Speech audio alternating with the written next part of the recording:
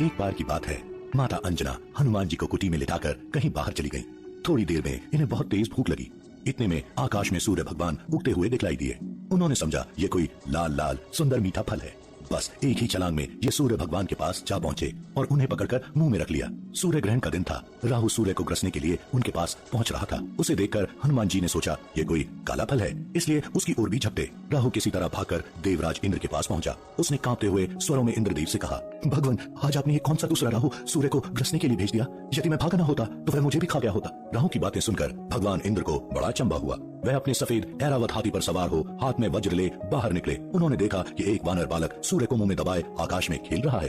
हनुमान ने भी सफेद ऐरावत सवार इंद्र को देखा। उन्होंने समझा कि ये भी कोई खाने लायक सफेद फल है। वह उधर भी झपट पड़े।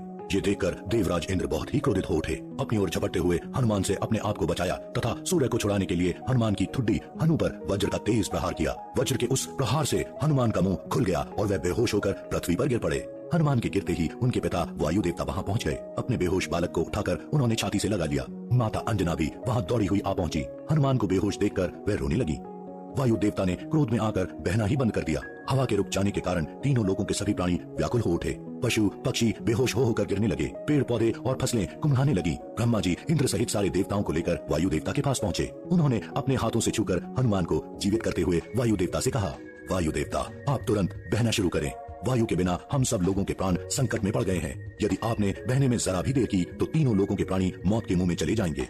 आपके इस बालक को आज सभी देवताओं की ओर से वरदान प्राप्त होगा। ब्रह्मा जी की बात सुनकर सभी देवताओं ने कहा, आज से इस बालक पर किसी प्रकार के अस्त्र शस्त्र का कोई प्रभाव नहीं पड़ेगा।